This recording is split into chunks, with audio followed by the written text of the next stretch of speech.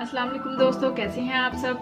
उम्मीद करती हूँ कि सब खैरियत से होंगे। तो आज मैं आपके लिए लेकर आई हूँ पालक के पकोड़े।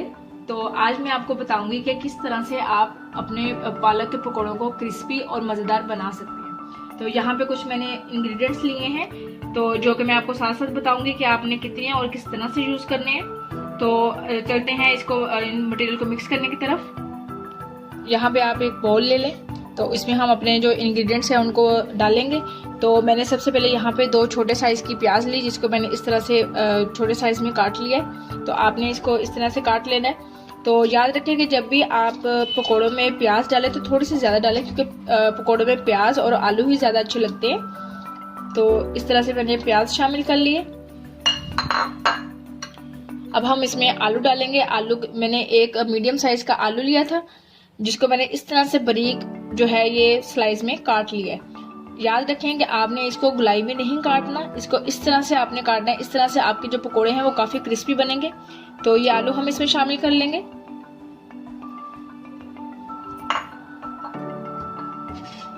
और ये यहाँ पे मैंने थोड़ी सी पालक ली है, तकरीबन 10-15 रुपए की मैंने पालक ली थी। और आप भी इतनी ही लें, काफी होगी, बल्कि ज्यादा ही होगी। तो ये पालक को आप अच्छी तरीके से वॉश करें, ताकि जो इसमें मतलब कि मिट्टी वगैरह हो वो अच्छे तरीके से स्टेन हो जाए।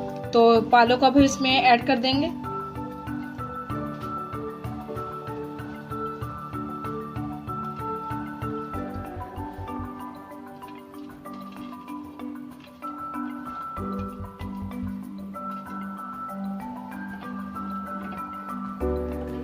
अब मैं इसमें ऐड करूंगी 2 से 3 टेबलस्पून आपने इसमें दही ऐड करना है। अगर आपके पास दही अवेलेबल नहीं है, घर में दही की लस्सी है, तो आप वो इसमें ऐड कर दें पानी की जगह। तो इससे क्या होगा, इसको ऐड करने से कि आपके जो पकोड़े हैं उनका अमेज़ा बहुत ही ज़्यादा सॉफ्ट और बहुत ज़्यादा क्रंची बनेगा। ठीक है, तो आप इस तरह से ज़रूर अपने मतलब कि ट्राई कीजिएगा, इस तरह से ज़रूर पकोड़े बनाइएगा और मुझे ज़रूर बताइएगा कि वाकई में आपके पकोड़े क्रिस्पी बने हैं या नहीं।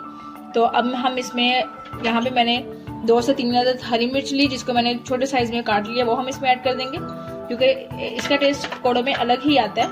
तो इसलिए हम इसको ज़रूर शामिल करेंगे। 2 टेबलस्पून मैंने इसमें नमक ऐड किया है,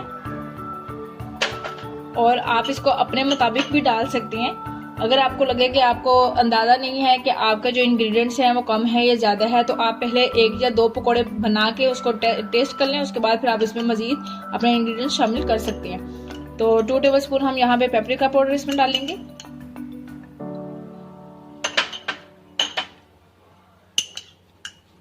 वन एंड हाफ टेबलस्पून इसमें पिसा हुआ हरा सूखा धनिया जाएगा। 1 टेबलस्पून इसमें मैं कुटी हुई लाल मिर्च ऐड करूंगी, और थोड़ा सा जीरा इसमें आप इसको ऐसे हाथ पे लेके थोड़ा सा वो इसमें ऐड कर दें। इस तरह से इसको सेपरेट कर दें, और थोड़ा सा ऐसे साबुत धनिया आप इसमें ऐड कर दें, क्योंकि हम पिसा हुआ तो डाल ही चुके हैं। तो साबुत धनिया भी इसमें थोड़ा सा ऐड कर दें आप। या एडिशनल अगर आप डालना चाहें तो डाल सकते हैं, अगर नहीं तो वो आपकी मर्जी है।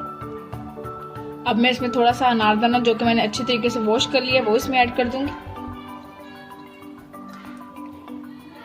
यहाँ पे हमारे सारे जो मसाले थे वो इसमें ऐड हो चुके हैं। अब हम मजीद इसके अंदर बेसन ऐड करेंगे और इसको मिक्स करेंगे। तो यहाँ पे मैंने कुछ बेसन लिया है।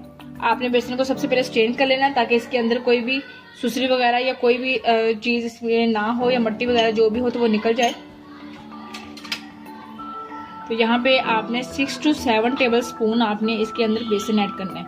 तो पहले आपने इतना ऐड करना है। अगर आपको कम लगे तो आप इसमें मजीद और 1 से 2 टेबलस्पून ऐड कर सकते हैं।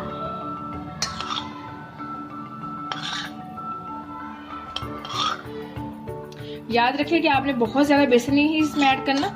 ठीक है, तो सबसे पहले आप इसको मिक्स करें। अगर आपको लगे कि आपका जो मटेरियल है या इसका जो मेज़ा है वो आपको थोड़ा सा हार्ड लग रहा है, तो उसमें थोड़ा सा पानी मिक्स करें। अगर आपको मतलब कि वो ज़्यादा पतला लग रहा है तो थोड़ा सा उसमें बेसन ऐड कर दें। तो उसके बाद फर्दर आपने इसमें कुछ ऐड करना है कि अगर आपको लगे कि हाँ जी आपका जो अमेज़ा है वो बहुत ज़्यादा पतला हो गया है, तो उस पर बेसन ऐड करने की ज़रूरत है, फिर हम फर्दर उसमें ऐड करेंगे।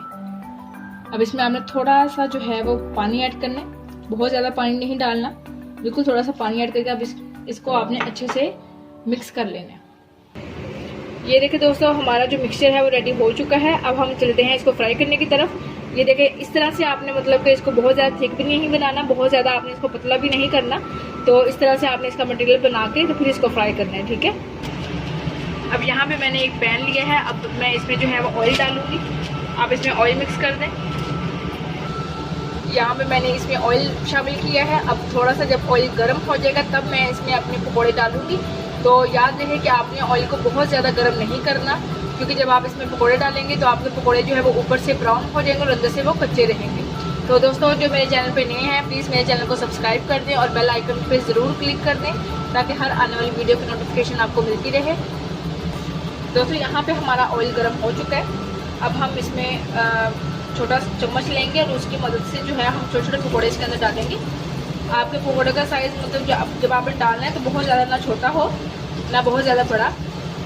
इतना रखें कि आपका पकौड़ा जो है अंदर से जो है ना अच्छी तरीके से पक जाए।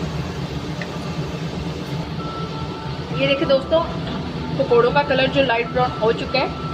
चूल्हे की आंच बहुत लो मीडियम है। आपने जब भी पकौड़े डालने हैं तो चूल्हे की आंच आपने लो मीडियम रखनी है। जब अंदर से अच्छी तरीके से पक जाए, बेसन पक जाए, फिर आपने जो है वो आंच को थोड़ा सा तेज़ करना है, ताकि ऊपर से आपके पकौड़े जो है वो थोड़े से ब्राउन हो जाए, ठीक है। दोस्तों, हमारे पकौड़े जो हैं वो यहाँ पे लाइट ब्राउन हो चुके हैं। अब मैं इनको स्टैंड कर लूँगी। और जब भी आपने पकौड़े डालने हैं तो चम्मच को बार बार इसमें नहीं हिलाना, इससे आपके पकौड़े जो हैं वो टूट जाएंगे। जब दोनों साइडों से आपके पकौड़े हो जाएं थोड़े से, तो फिर आप इसमें मज़ीद चम्मच हिलाएं। अब हम इसको स्टेन कर लेंगे।